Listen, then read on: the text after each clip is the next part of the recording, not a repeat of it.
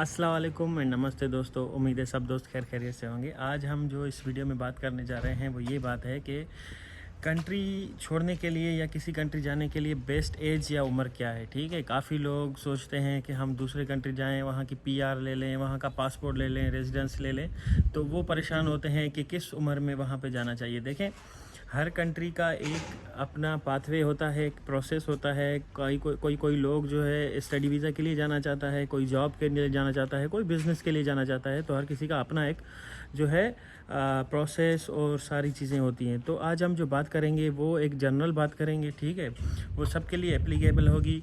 और इसमें हम ये डिस्कस करेंगे कि कितना एवरेज टाइम लग जाता है किसी कंट्री की पीआर या पासपोर्ट लेने के लिए, और उसके क्या क्या प्रोसेस होते हैं, और कौन सी एज जो है सबसे बेस्ट है। तो आइए शुरू करते हैं। देखें, किसी भी कंट्री में जाने से पहले आपको काफ़ी सारी चीज़ें कंसिडर करनी होती हैं, लेकिन एज जो फैक्टर है वो बहुत बड़ा फैक्टर है। क्योंकि काफ़ी लोग सोचते हैं कि मैं छोटा तो नहीं हूँ, काफ़ी लोग सोचते हैं कि मैं बड़ा तो नहीं हूँ। जो ऑप्टिमल एज है, अगर आप इंटरमीडिएट किया हुआ है या बैचलर्स किया हुआ है, तो आप 20 से 22 साल के बीच में जो लोग हैं उनको जो है जाना चाहिए किसी भी कंट्री। उनके लिए वो बेस्ट एज होती है किसी भी कंट्री जाने के लिए। या तो वो बैचलर्स के लिए चले जाएं, क्योंकि उनकी एज इतनी होती है कि उनका कोई जॉब का जो है इतना ज़्यादा एक्सपीरियंस नहीं होता। या तो उन्होंने बैचलर्स की होती है, या तो फिर अभी अभी उन्होंने इंटरमीडिएट की होती है। तो 20 से 22 जो है एज के होते हैं तकरीबन। मेरे ख्याल से उन्होंने बैचलर्स की होती है, ठीक है। तो उनके लिए ये है कि या तो उनको जॉब ऑफ़र आ जाए कोई, अगर उनका थोड़ा बहुत एक्सपीरियंस है तो बेस्ट है जो निकल जाएं, और नहीं तो वो मास्टर्स के लिए किसी भी कंट्री में निकल जाएं। तकरीबन किसी भी कंट्री में आप अगर पासपोर्ट लेना चाहते हैं तो इंग्लिश स्पीकिंग की अगर हम बात करें, कनाडा, ऑस्ट्रेलिया या ऐसे जो भी कंट्रीज़ हैं, तो तकरीबन 5 से 6 साल लग जाते हैं वहाँ पे लीगली रहने के बाद। वहाँ पे आप जाएंगे, आप अपना जो है कोई कंट्री स्टडी टाइम काउंट करता है, कोई नहीं करता, कोई हाफ़ जो है स्टडी टाइम काउंट करता है। तो ये सारी चीज़ें आपको देखनी पड़ेंगी कि अगर आप स्टडी के लिए जा रहे हैं तो आपको कितना टाइम लगेगा, और अगर आप डायरेक्ट जॉब पे जा रहे हैं तो कितना टाइम लगेगा, और स्टडी पे जाके वहाँ पे डायरेक्ट जॉब पे कन्वर्ट कराएंगे तो क्या प्रोसेस है, क्या सारी चीज़ें हैं। ये सारा होमवर्क आपको पहले करना होता है। ऐसा नहीं है कि जिस कंट्री का आपको वीज़ा लग जाए आप बस चले जाएं, फिर ये जहाँ के वहाँ पे जाके सोचें कि ये मैंने क्या कर दिया, क्यों कर दिया। तो ये सारे प्रोसेसेस आपको पहले से होमवर्क करना होता है। उसके अलावा ये भी लाजमी देखें कि वो कंट्री कितना इजी है, कितना जल्दी आपको जो है चीज़ें दे सकता है, उनकी पॉइंटिंग सिस्टम क्या है। अगर उस कंट्री में आइल्स रिक्वायर्ड है तो वो आप देख लें, पहले से कर लें। अगर कोई ऐसा सर्टिफिकेट जिसके थ्रू वो जल्दी से आपका जो है प्रोसेस कर लेता है तो वो सर्टिफिकेट लाजमी करें। या फिर वो कंट्री कहता है कि इधर आके वो सर्टिफिकेट या डिग्री करो तो हम आपको ज़्यादा पॉइंट्स देंगे। फॉर एग्जांपल ऑस्ट्रेलिया है, ऑस्ट्रेलिया में अगर आप वहाँ पे बैचलर्स या मास्टर्स करते हैं तो वहाँ पे आपकी पॉइंट्स बढ़ती हैं, ठीक है। जो कि लोग बाहर से करके वहाँ पे जाते हैं तो उनकी पॉइंट्स वो काउंट नहीं होती। तो ये चीज़ें सारी आपको कन्वर्ट करनी होती हैं, और ये सारी चीज़ें बहुत इंपॉर्टेंट होती हैं। जब उधर जाते हैं तो ये चीज़ें छोटी छोटी आपके कई साल जो है आपकी ज़िंदगी के बचा लेती हैं, और आप जो है इसके फ़ायदा उठा सकते हैं। उसके अलावा है लैंग्वेज। ये लाजमी देखें कि जिस कंट्री में आप जा रहे हैं वहाँ की पीआर और पासपोर्ट के साथ साथ आपको क्या बेनिफिट्स मिलेंगे। कोई कंट्री होते हैं जो आपको पीआर दे देते हैं लेकिन उधर इतने ज़्यादा फ़ायदे नहीं होते। जैसे कि यूरोप के लिए पीआर से आपको ये तो है कि आपको यहाँ पे रेजिडेंस मिल जाएगी, आप यहाँ पे रह सकते हैं, लेकिन उसकी भी एक लिमिट होती है। आप कितना टाइम कंट्री से बाहर रह सकते हैं, और क्या क्या काम कर सकते हैं, और कितने टाइम बाद आपको पासपोर्ट मिलती है, क्या क्या रिक्वायरमेंट है। तो ये सारी चीज़ें आपको पहले से जान लेनी चाहिए कि आपको पीआर के साथ साथ और क्या बेनिफिट्स मिल रहे हैं। तो ये सारा होमवर्क आपने खुद किसी कंट्री जाने से पहले ये डिसाइड करना होता है। वो लोग जिनकी एज 25 से प्लस है और 30 के बीच में, 25 to 30 से प्लस है, उनके लिए भी अभी भी टाइम है, वो जा सकते हैं। क्योंकि काफ़ी कंट्रीज़ ऐसे हैं जो है अट्रैक्ट करते हैं 35 ईयर्स की एज के बंदे को, लेकिन उनके पास थोड़ा बहुत अगर जॉब का एक्सपीरियंस है तो वो जॉब पे चले जाएं। अगर वो चाहते हैं कि जॉब छोड़ के स्टडी का पाथवे लेंगे तो उनको ये देखना होगा कि क्या वो इधर स्टडी के बाद फिर से उनको जॉब मिलेगी, क्योंकि वो एक स्टेबल लाइफ में होते हैं, उनकी जॉब होती है, उनकी सैलरी, उनकी बीवी बच्चे वगैरह भी हो जाते हैं शायद अमूमन। तो वो उनको देखना पड़ेगा कि अगर आप स्टडी के लिए जा रहे हैं तो आपको फ़ीस वगैरह कितनी पे करनी पड़ेगी, और और उसके अलावा क्या उधर उस कंट्री में स्कॉलरशिप है, क्या आप अपनी फैमिली के साथ जा सकते हैं। फॉर एग्ज़ाम्पल हम इटली का एग्ज़ाम्पल ले लें तो इटली में आप फैमिली के साथ नहीं आ सकते लेकिन यह है कि आप इधर आके फिर अपनी फैमिली को यहाँ पे मंगवा सकते हैं। अगर आपके पास एक जॉब स्टेबल है या इनकम है और घर वगैरह ये सारी चीज़ें आप अरेंज कर लेते हैं तो फिर आप ये चीज़ें कर सकते हैं। तो ये आपको चीज़ कंसीडर करनी पड़ेगी। अगर आपकी एज ज़्यादा है, आप मैरिड हैं और आप चाहते हैं कि आप भी जाएँ और किसी कंट्री का पासपोर्ट या वीज़ा ले लें, तो ये चीज़ें आपको देखनी होती हैं। कोई कोई कंट्री जैसे कि कनाडा हो गया, वो आपको फैमिली के साथ वीज़ा देता है। यूके हो गया, यूके भी साथ में देता है, लेकिन अगले साल 2024 से ये रूल ख़त्म हो गया है। अगर आप एज ए स्टूडेंट जा रहे हैं तो आप फैमिली को साथ लेके नहीं जा सकते, लेकिन 2023 में एक लास्ट अटैम्प्ट होगा जहाँ पे आप विथ फैमिली जा सकते हैं। अगर आपके पास इनफ फंड्स और ये सारी चीज़ें हैं तो आप जा सकते हैं। तो ये चीज़ें ज़रूर आप कंसिडर करें कि अगर आपकी एज 25 प्लस है और आप मैरिड हैं या सोच रहे हैं शादी वगैरह करने का, तो ये चीज़ें आपको ज़रूर कंसिडर करनी होती हैं। अगर आपकी एज 30 प्लस है तो मेरे ख्याल में आप जो है ज़ाहिर सी बात है एक स्टेबल लाइफ भी जी रहे होंगे। अमूमन जो लोग होते हैं 30 प्लस के, वो उनकी एक स्टेबल लाइफ भी होती है, उनके बीवी बच्चे और जॉब या बिज़नेस हर चीज़ होती है। अगर वो चाहते हैं किसी कंट्री मूव होना तो उनके लिए थोड़ा सा मुश्किल है लेकिन पॉसिबल है, ठीक है। क्योंकि 35 एक जो लास्ट एज है उधर, उसमें जो है आपको कंट्रीज़ जो हैं उसके बाद थोड़ा कम अट्रैक्ट करना चाहते हैं, क्योंकि आपकी जवानी, आपका जो है पीक टाइम चला जाता है। आप इतनी मेहनत भी नहीं कर सकते, आप जो है इतना करने को तो आप 50 साल तक हर चीज़ कर सकते हो, लेकिन कंट्रीज़ की जो रिक्वायरमेंट होती है वो इस तरह होती है कि वो चाहते हैं कि आप जो बिल्कुल यंग और नए नए बच्चे हों, एनर्जेटिक हों, फ्रेश माइंड हो, वो आएँ, वो उनके कंट्री को जो है डेवलप करें, इकोनॉमी को डेवलप करें। अगर आप 30 प्लस हैं तो आप भी जा सकते हैं, लेकिन ये ज़रूर देखें कि जिस कंट्री आप जा रहे हैं तो वो फैमिली बुलाने में कितना टाइम आपसे लेते हैं। 30 से लेकर 35 तक की एज वालों का को मेरा ये मशवरा है कि आप ऐसा कंट्री चूज़ करें, ऐसे कंट्री को देखें जो फैमिली की वीज़ा आपको साथ साथ दे दे।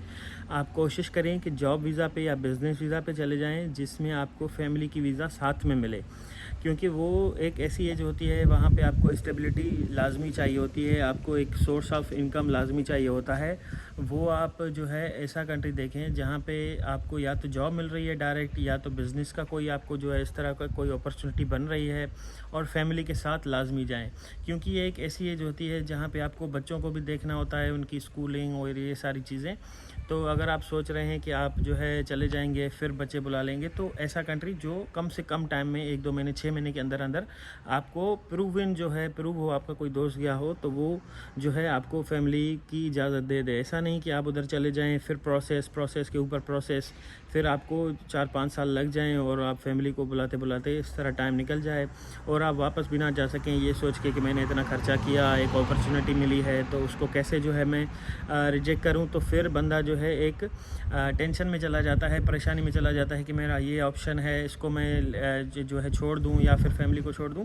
तो फिर एक दिमाग में जो है टेंशन क्रिएट हो जाती है, कन्फ्यूजन क्रिएट हो जाती है कि अब मैं क्या करूं। तो उनको मैं पहले से ये मशवरा देता हूं कि ऐसा ही कंट्री देखें जो आपको विथ फैमिली अलाउ करे कि आप उधर जा सकते हैं। जो यंग बच्चे हैं 20, 22, 23, उनके लिए तो कोई भी कंट्री ठीक है, वो किसी भी कंट्री जा सकते हैं, जैसे जर्मनी हो गया, नीदरलैंड हो गया, इटली हो गया, कोई भी कंट्री उनको अगर अपॉर्चुनिटी मिलती है, कोशिश ये करें कि इंग्लिश स्पीकिंग कंट्री में जाएं, यहाँ पे जहाँ पे आपको पासपोर्ट भी ईजी मिले, लैंग्वेज भी आपकी जो हो आपको आती हो, और हर चीज़ अगर नहीं भी मिलता, काफ़ी लोगों को वो अपॉर्चुनिटी नहीं मिलती, या तो उनके पास इतने पैसे नहीं होते या वीज़ा नहीं लग रहा होता, और काफ़ी सारे फैक्टर्स होते हैं, तो वो किसी भी कंट्री चले जाएं उनके लिए इसलिए ठीक है कि वो अभी जो है रिसेंट ग्रेजुएट होते हैं, उनके पास एनर्जी होती है, माइंड होता है, इतनी उनके पास जो है रिस्पॉन्सिबिलिटी नहीं होती, तो दूसरी लैंग्वेज वो इजीली सीख सकते हैं। फॉर एग्जांपल इटली या जर्मनी में वो चले जाएंगे, उधर पे इतना ज़्यादा कंपटीशन नहीं होता जितना इंग्लिश स्पीकिंग कंट्री में होता है, तो वो वहाँ पे लैंग्वेज ईजिली सीख सकते हैं 1-2 साल में, ठीक है। अगर आपकी एज बढ़ गई है, 25, 30 हो गई है, तो आप कोशिश करें कि इंग्लिश स्पीकिंग कंट्री ही जाएं, क्योंकि लैंग्वेज एक बहुत बड़ा फैक्टर होता है। अगर आप सोच रहे हैं कि ऐसे कंट्री चले जाएं जिनकी लैंग्वेज आपको नहीं आती, उधर सीख लेंगे, तो ज़ाहिर सी बात है उस पर रिस्पॉन्सिबिलिटीज़ भी होंगी, काफ़ी ज़्यादा इनकम सोर्स चाहिए आपको, और बहुत सारी रिस्पॉन्सिबिलिटीज़ होती हैं पेरेंट्स वगैरह की, और काफ़ी जो है दूसरे भी काम होते हैं। तो लैंग्वेज पे फोकस करना और दूसरी चीज़ों पे फोकस करना एक जो है हर्डल बन जाती है, एक बहुत टेंशन और कन्फ्यूजन हो जाती है। तो मेरा आपको यही मशवरा है कि आप इंग्लिश स्पीकिंग कंट्री चले जाएं और वहाँ पे डायरेक्ट आप जो है जॉब या जो भी आपको करना है वो देखें, और फिर अपना PR का प्रोसेस, जो पासपोर्ट का प्रोसेस है, पहले दिन ही स्टार्ट करें। अभी मैं आपको एक टिप दूंगा। चीज़ ये है कि अगर आप किसी भी कंट्री जाते हैं तो कोई कंट्री जिस दिन आप वहाँ पे उतरे हैं, पहले आपका एंट्री हुई है, उसी टाइम से आपकी जो है वीज़ा को काउंट करते हुए आपका टाइम काउंट शुरू करता है। वो आप लीगली एक वहाँ पे रहते हैं। कोई कंट्री जिस दिन आप टैक्स देते हैं उस दिन से आपकी जो है टाइम काउंट होता है PR या पासपोर्ट के लिए। और कोई कंट्री इस तरह होता है जहाँ पे आप घर का कॉन्ट्रैक्ट लेते हैं, हाउस कॉन्ट्रैक्ट, रेजिडेंस वगैरह लेते हैं, तो फिर आपका जो है PR और ये सारी चीज़ें काउंट होती हैं। तो ये जाने से पहले आप लाजमी देख लें जिस कंट्री आप जा रहे हैं क्या वो डॉक्यूमेंट एक्सेप्टेबल हैं, आपके पास सारे डॉक्यूमेंट हैं, और कौन कौन से डॉक्यूमेंट उनको चाहिए आपका PR या पासपोर्ट का जो है टाइम काउंट करने के लिए। इस तरह नहीं कि आप उधर पहुंच गए और आपका टाइम शुरू हो गया। तो ये चीज़ें आपको लाजमी देखनी है।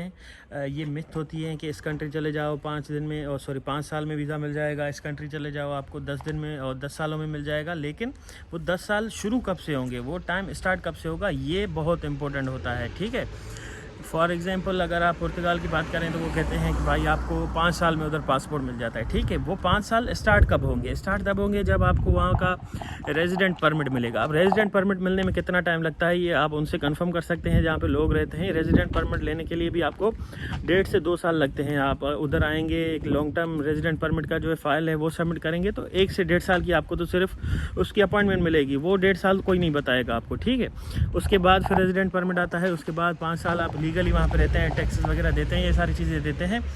उसके बाद फिर आप पासपोर्ट के लिए जब अप्लाई करते हैं कि इस तरह नहीं है कि आपके 5 साल पूरे हो गए और फिर आपको वो पासपोर्ट दे देंगे, फिर आपको रिक्वेस्ट करनी पड़ती है। तो उसका भी 1.5-2 साल का जो है एक प्रोसेस है, अपॉइंटमेंट मिलती है, क्योंकि लोग ज़्यादा हैं तो वो टाइम जो है वो भी जो है टाइम आपको देखना पड़ेगा। इस तरह नहीं है कि आप बस 5 साल या 10 साल सुन के चले जाएं उस कंट्री में।